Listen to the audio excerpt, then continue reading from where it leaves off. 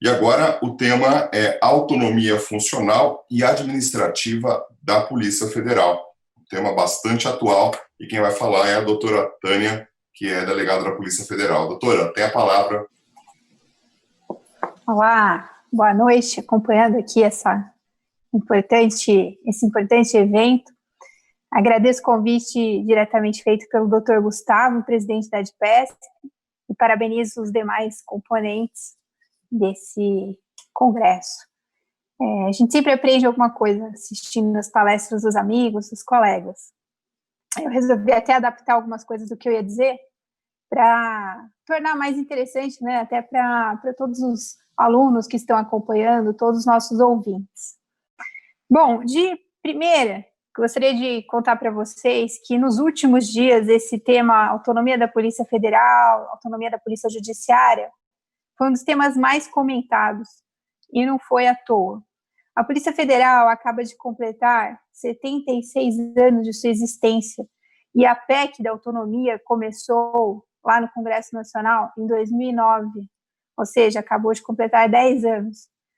Então, esse pleito nosso, essa bandeira, na verdade, começa lá atrás. À medida que a Polícia Federal começou a assumir um papel dentro da Polícia Judiciária, além das outras atribuições que possui nas fronteiras, esse papel na Polícia Judiciária começou a alcançar pessoas poderosas, e isso acabou causando uma reação do poder político, das pessoas poderosas, empresários, doleiros, e a partir dali veio essa reação e a Polícia Federal começou a encontrar uma séria dificuldade, pressão, tentativas de ingerência ou até mesmo ingerência efetiva. E aí não estamos falando de um governo A ou B, não estamos falando de políticos em especial. Na verdade, é um problema constante e recorrente. Eu falei até brincando esses dias em algumas lives que esse problema não acontece à toa, não acontece por acaso. É como se fosse uma eterna repetição, como naquele filme Feitiço no Tempo, que todo dia acontece tudo de novo. Então, a gente tem essa sensação muito forte e presente dentro das entidades de classe, porque todo tempo a imprensa nos pergunta, a sociedade quer saber, os formadores de opinião querem saber, afinal, o que é que está acontecendo dentro da Polícia Federal. E aí passo para a nossa teoria aqui. Na Constituição, no artigo 144, a Polícia Federal é tratada ali no parágrafo 1º como um órgão permanente, organizado e mantido pela União, estruturado em carreira. E aí entra a sua mais importante atribuição, na minha opinião, que é exercer com exclusividade as funções de polícia judiciária da União. Então, é aquela polícia que vai investigar os crimes em que a União venha a ser vítima. Principalmente, então, estamos falando de crimes contra a administração pública federal. Considerando, então, que o inquérito policial é presidido pelo delegado de polícia, e aí os colegas abordaram a lei 12.830 e vários estatutos processuais penais que passaram a proteger a investigação, a partir disso, formou-se um terreno fértil para que as investigações pudessem alcançar organizações criminosas. E pudemos ver que, muitas vezes, até o dinheiro do narcotráfico, ele cruza com aqueles valores que são ilicitamente circulam numa economia paralela, que é a economia do crime organizado.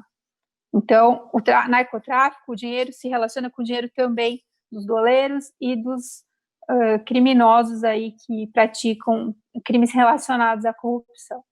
Bom, então, com esse fortalecimento das investigações, todas essas normas permitiram que a Polícia Federal, e eu vejo as polícias civis estão indo pelo mesmo caminho, que a Polícia Federal alcançasse, então, grandes grupos criminosos, estruturas complexas de criminalidade. Mas, por outro lado, ainda que se tenha aperfeiçoado tantas normas processuais penais, a Polícia Federal nitidamente ficou desprotegida. E as polícias civis já estão começando a sentir bastante isso nas suas investigações, agora já alguns casos ali de desvio de verbas públicas em todo o país. Então, o que acontece? A Polícia Federal, afinal, a Polícia Judiciária, possui autonomia? Não, não possui autonomia, não possui proteção nenhuma na Constituição. Estamos falando de órgãos que são completamente vulneráveis. e como impedir que essa vulnerabilidade afete o funcionamento de tão importante instituição.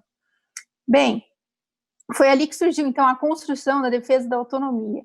Nós temos hoje, como exemplo, a Defensoria Pública da União, que possui plena autonomia, tem autonomia funcional, administrativa e orçamentária. A Polícia Federal, a Polícia Judiciária não possuem nada que se assemelhe a isso, nenhuma forma de autonomia, nada que impeça a ingerência, as tentativas, as pressões que afetem o seu exercício da sua missão constitucional. Então, recentemente, o ministro Celso de Mello proferiu uma decisão valorizando o papel da Polícia Judiciária, e quando eu li aquilo, eu pensei muito na doutora Ivana, que sempre fala, né, já há muito tempo desses assuntos. Então, eu vi ali o ministro Celso de Mello, no Supremo Tribunal, falando que é inerente à função da Polícia Judiciária investigar, é uma coisa, né, simples ali.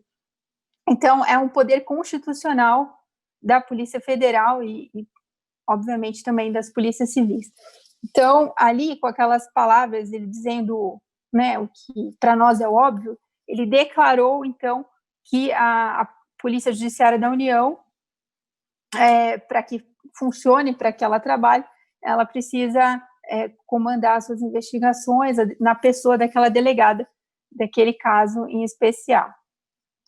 Bom, então, aí temos alguns problemas, e tem um artigo do professor Guilherme Werner, que é muito importante sobre esse assunto da autonomia. Então, ele fala que a ausência de autonomia dificulta a correta aplicação da lei e impede o legítimo desenvolvimento das atividades da Polícia Judiciária, com o perigo, vejam bem, de transformá-la em um instrumento a serviço dos detentores do poder, incapacitando-a do pleno exercício de suas funções constitucionalmente atribuídas. Então, como garantir isso? Como que isso poderia ser feito? Bom, hoje a gente vê, como diz o Dr. Paiva, presidente da DPF, da Associação dos Delegados da Polícia Federal, ele fala muito que, ao longo do tempo, a Polícia Federal conquistou uma autonomia na garra, na marra, porque, na verdade, a imprensa denuncia quando está acontecendo alguma ingerência, a sociedade denuncia, mas isso não é um instrumento jurídico suficiente. Então, nessa tentativa, então, de se proteger, de se blindar a Polícia Judiciária, temos a PEC 412, existe também uma PEC garantindo isso à Polícia Judiciária como um todo, as polícias civis. Então, é incluído aqui um parágrafo muito simples, que uma redação pode ser até aperfeiçoada, no artigo 144 da Constituição, dizendo que uma lei complementar vai organizar a Polícia Federal e prescrever normas para a sua autonomia funcional e administrativa. E a iniciativa de elaborar sua proposta orçamentária dentro dos limites da lei de diretrizes. Então, veja, é um texto muito simples, mas há uma dificuldade muito grande de se levar adiante essa ideia dentro do Congresso Nacional. Há uma resistência muito grande. Alguns alegam, corporações como integrantes ali do Ministério Público, alegam que a Polícia Federal se tornaria, então, um órgão descontrolado. Mas isso não é verdade, porque nenhum artigo a respeito do controle externo da Polícia Federal seria alterado. Na verdade, a gente pode até imaginar, vislumbrar a criação de um Conselho Nacional de Polícia Judiciária, se o receio realmente seja este. Mas é bom ressaltar que a Polícia Federal é um dos órgãos mais controlados, tem o controle da CGU, tem o controle do Tribunal de Contas da União, o controle da Advocacia, do Judiciário, do Ministério Público. Então, assim, esses controles não, de maneira alguma, serão afastados caso a proposta de emenda à Constituição 412 venha a ser aprovada. Aí eu passo aqui também as 3 dimensões da autonomia. A autonomia orçamentária é muito simples, permite que a própria Polícia Federal proponha o seu orçamento e que controle a maneira de distribuição desses recursos dentro do órgão, ou seja, não mais sujeito a políticas ou interferências externas de outros órgãos, dentro do executivo, claro. A autonomia administrativa também é muito simples, é a prerrogativa legal do administrador de disciplinar no plano interno as atividades legais através dos instrumentos normativos de auto-organização. Bom, é tudo muito simples, agora imagine na realidade, no dia a dia. Sempre que o gestor da Polícia Federal deseja criar uma norma, ele precisa de uma vênia do Ministério da Justiça. Então, diversas portarias têm que ser lavradas ali pelo ministro da Justiça. Se, de repente, o ministro da Justiça falar, a partir de agora eu quero valorizar mais a área de repressão e entorpecentes, que é uma área importante, né? Mas ele deseja colocar mais pessoas, mais estrutura e tal, então ele vai fazer isso, ele vai focar nessa atividade e não vai levar adiante aquilo que o gestor gostaria de fazer dentro da polícia, que de repente seria valorizar a repressão ao crime organizado, a lavagem de dinheiro e desvio de verbas públicas, né? Então, essa dimensão da autonomia administrativa é fundamental para a gente ter uma polícia federal, uma polícia judiciária como um todo forte. E agora, né, deixei para o final, a autonomia funcional. Como que é possível se imaginar uma polícia federal investigando, como a gente está vendo agora, o presidente da República, membros do poder, como que consegue investigar sem ter um mínimo de autonomia funcional? Eu não estou falando daquele poder do delegado dentro do inquérito, eu estou falando do órgão, da instituição.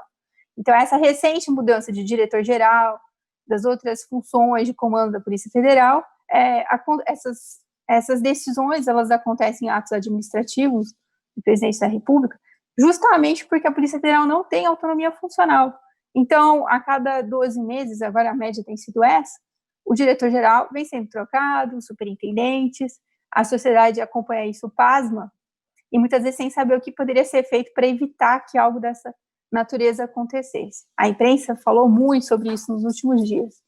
Então, acho que é uma das medidas mais importantes, se de repente alguém considerar que autonomia orçamentária em tempos de pós-pandemia não venha a ser possível, mas a autonomia funcional eu acho que é a mais importante de todas. Porque hoje, qualquer pessoa que seja escolhida para ser diretor de combate ao crime organizado tal, tem que ter a anuência da Casa Civil. Esses nomes vão para o governo, eles fazem uma triagem. Então, mesmo que o diretor-geral queira um diretor ali ao lado dele, naquela área específica, alguém com currículo e tudo, ele não consegue se, por um acaso, alguém do governo não quiser esse nome aprovado. E esse problema acontece também nas polícias dos estados. Então, sempre que alguém exerce um cargo de confiança, está sujeito a ser trocado. Então, isso não é desejável quando estamos falando de uma organização tão importante, uma instituição que investiga, não importa se seja numa corrente ideológica A ou B, se seja alguém poderoso ou uma pessoa mais humilde. Mas o fato é que a Polícia Judiciária precisa dessa proteção, ficar blindada contra as ingerências e as pressões de fora. Então, nesses fatos recentes, aqui não vou citar nomes, mas todos perceberam o quão frágil é a Polícia Federal. Mesmo tendo dentro da instituição pessoas tão dedicadas, capacitadas, um concurso dificílimo, e acredito que vários que estão assistindo aqui estejam pensando em ingressar numa carreira e venha trabalhar dentro da Polícia Judiciária, independente de cargo, eu acredito muito que há uma resistência, sim, mas que uma hora ou outra a gente vai acabar amadurecendo, chegando num momento em que o parlamento reconheça que não existe outra forma de permitir que a Polícia Federal trabalhe. Tem que haver realmente um fortalecimento, e isso tem que constar da Constituição. Então, que tudo isso que a gente defende, né, tem uma relação muito grande também com o que o Brasil se comprometeu na Convenção de Palermo e na Convenção de Mérida.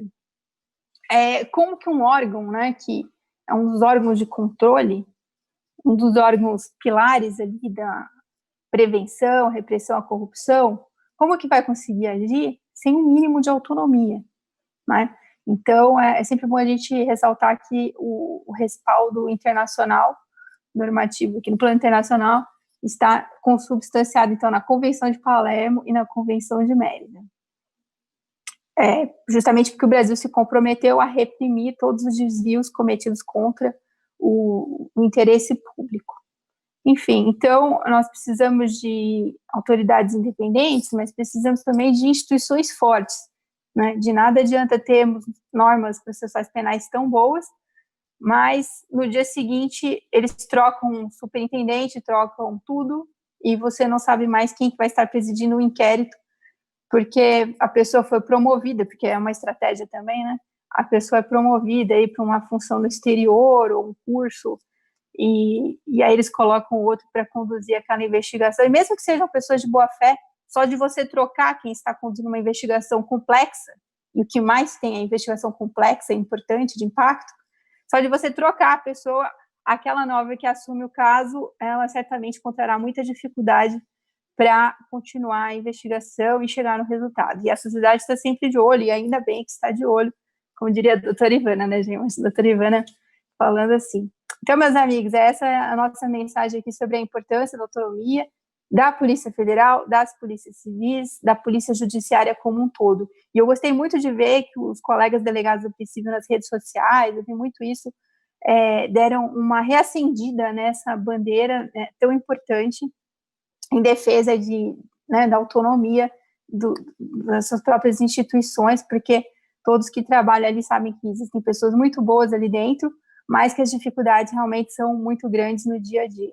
Então, agradeço aí, muito obrigada, estamos abertos aqui às perguntas. Muito obrigado, doutora Tânia. Tem uma pergunta da Débora. Ela pergunta o seguinte: doutora, na sua opinião, uma saída para tentar mitigar isso seria a eleição com lista tríplice para a escolha do diretor-geral da Polícia Federal? É uma excelente pergunta, né? Eu tinha até colocado aqui no meu PowerPoint, que eu estava olhando, e eu não me alonguei, mas foi bom ela ter perguntado, porque eu vejo assim como uma medida mais fácil de quebrar a resistência, realmente um primeiro passo rumo à autonomia, à proteção das instituições de polícia judiciária, é você colocar um mandato de repente, 2 anos prorrogáveis por mais 2, ou simplesmente 3 anos para um diretor-geral, porque daí ele começa sabendo que ele não será trocado, que ele não sofrerá pressões, interferências na sua gestão da polícia judiciária. Então, o mandato é importantíssimo, vários órgãos da administração pública possuem mandato ali. Na própria Polícia Federal, o corregedor tem um mandato de 3 anos, o corregedor-geral, que fica lá em Brasília. E é interessante, né? É um ganho, é uma coisa muito boa, mas o próprio diretor-geral, os outros cargos, podem ser substituídos a qualquer momento. Então, eu vejo como um passo importantíssimo. Sim, a lista tríplice, ela delimita, na medida em que somente aqueles que se candidatem, apresentem as suas ideias, vão compor uma lista tríplice. E eles são sabatinados aos olhos da sociedade e perante seus pares. E os mais votados ficam ali naquela lista tríplice e submetidos à escolha do presidente da República, e quiçá até com uma sabatina do Senado, como eu já vi também na PEC 101, mas isso é algo que pode ser discutido, obviamente, e aperfeiçoado pelo Legislativo. Perfeito. Muito obrigado, professora, pela participação mais uma vez.